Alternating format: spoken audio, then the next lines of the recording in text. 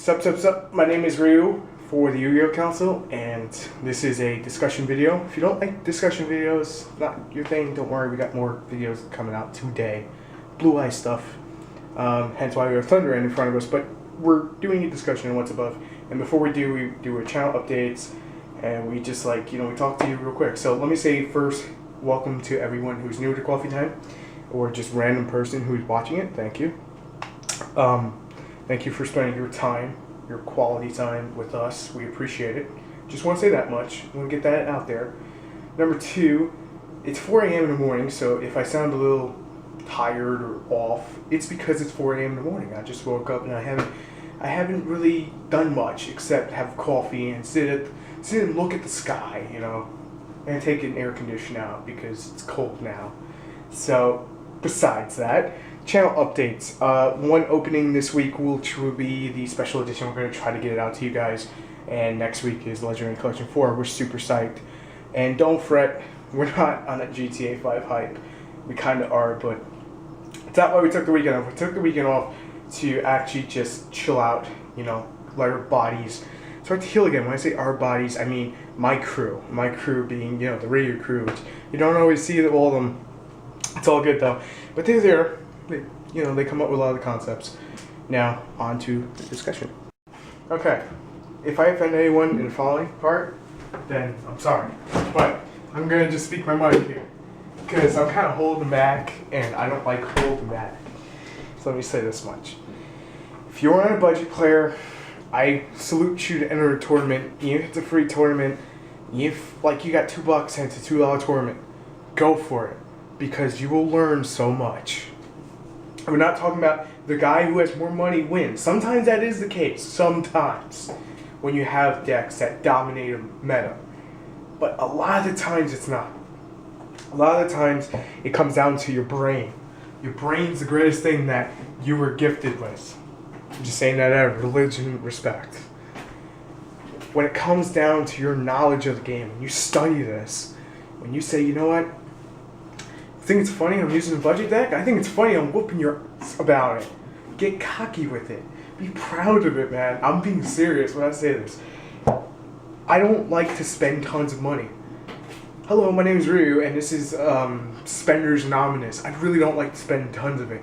I'm pretty freaking cheap when it comes to things. I will go and walk a mile to save 25 cents. I am not even joking about that. And in New York City, you would probably go, well, everything's more expensive. I like to save money, and I know how it is for budget players. And this is what I've been trying to say from the 18 takes, is that you have to be creative and smart. Look outside the box. Look at the cards that no one wants. The poop. The stuff that's left there that everyone just goes, it's garbage. Thundering, garbage. Oh yeah? That's cool. Because when Phantom Shockwave, Photon Shockwave came out, saying Phantom Shockwave, I thought the card was amazing. I said, whoa, Blue Eye Stick, man, $10. Dropped. I said, I'm scooping this up. Bam, scoop it up. Lava Low Chain, Daigusto Emerald, Direwolf, these will all look that good, without question. But what you have here in front of you is kind of like, I guess you put it as one of those little pyramids. I'm kind of bad in designing 5-card pyramids, but you have the most expensive, and then it goes, it goes down. So you have like 30, and then 20, and then 10, and then whatever median's probably like 5, which is OP in price value. But when a card is looked at as, I must have it by the thousands, people will try to make a profit because they don't want to be budgeted. And that's not cool. But that's how people make their money, so I can't judge. And when it comes down to a budget player mindset, you have to be creative, outside the box, defiant. You have to go to the guy, point and go, ha, you're playing Dragon Rulers, and I'm playing, I have no idea what I'm playing, but it's 11 years of collecting stuff. Now I dusted off, smacked in some sleeves that I borrowed from a friend, and I gave you the middle finger when I won the game because you were cocky, and you were a jerk. That's a good kind of mindset. I've said this in Let's Build It, and I'll say it again. Even a $10 deck can win a tournament. You should be proud of your local winnings. I know some people are not going to agree with that. I saw it in Cole 40's video. I'm not joking about that. I've seen that. That'll be next week's whole thing. Do locals matter? Do regionals matter? Let me say something to every one of you. If you're proud of your deck, you have fun with your deck, then go run with it. When people on DN say to you, or DevPro, out of all the decks in the world, why can't it be this one? It's because they don't like your deck. That's cool. Guess what? Fine. I personally hate... Sorry, stomach disease. Stay with me. I personally hate Dragon Rulers and Evil Swarms. Because Dragon Rulers, they remind me so much of Teledan. It's so, unskillful. It's just okay, red gets blue, and blue gets green, and yellow gets green. That kind of, formula. It's, basic stuff.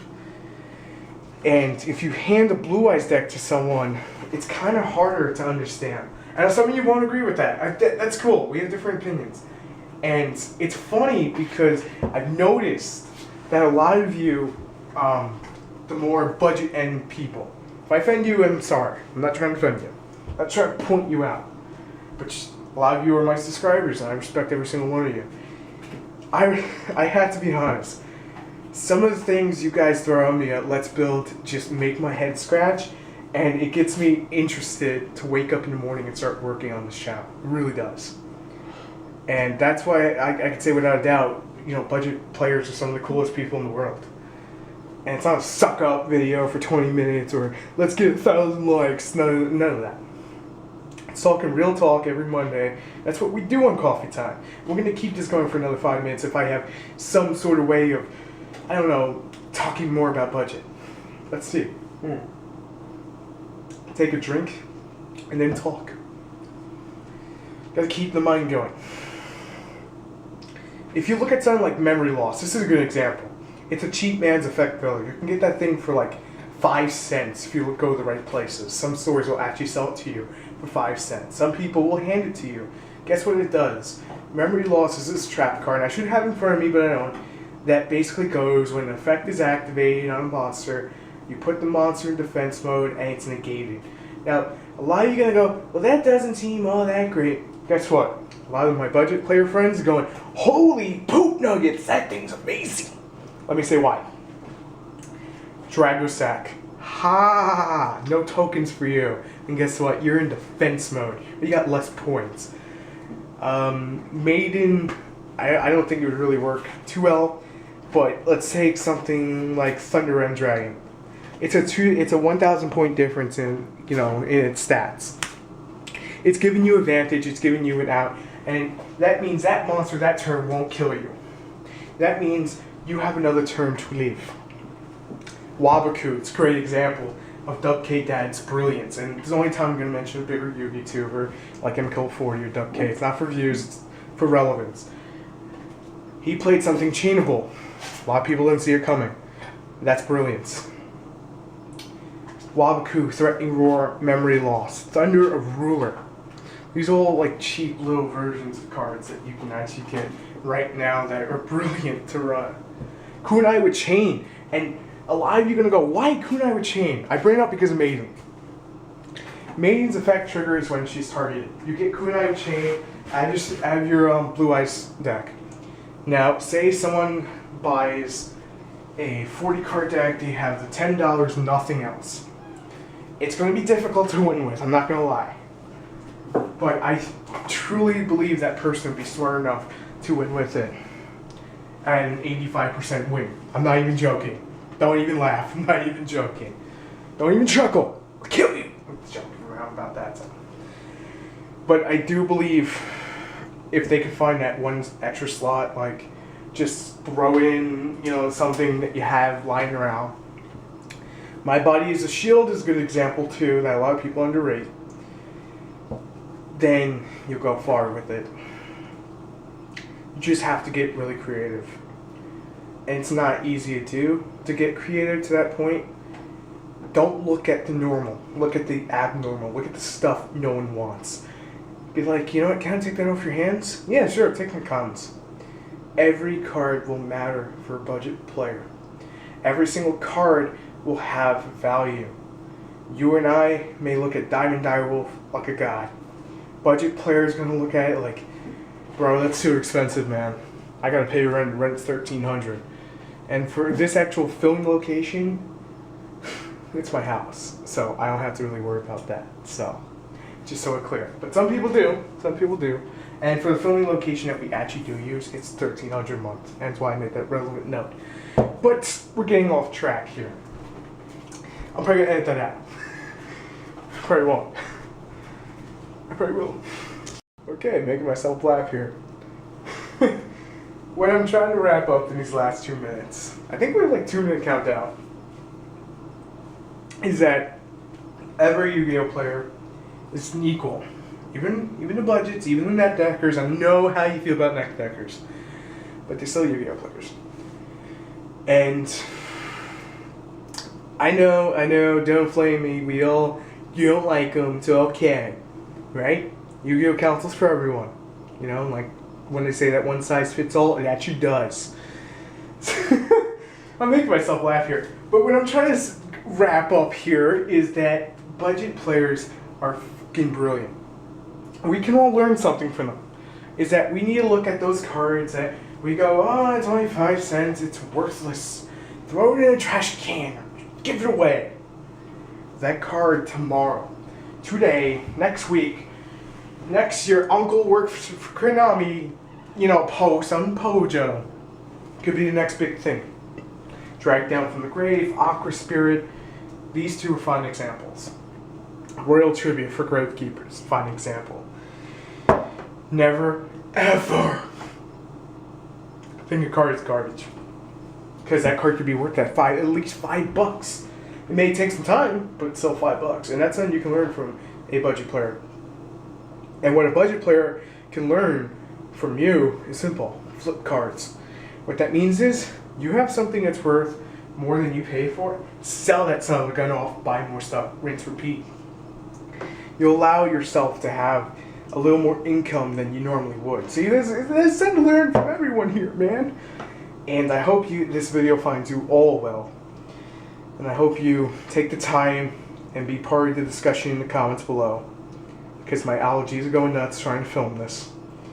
And I'm going to edit, render, and then go work out all in one shot. And then I'm going to go film more stuff for you guys, because I love every single one of you. And I know how much you love Blue Eyes, I have to give it to you. That'll be out later today, sometime today. There'll probably be around 3 videos in total. I haven't fully decided.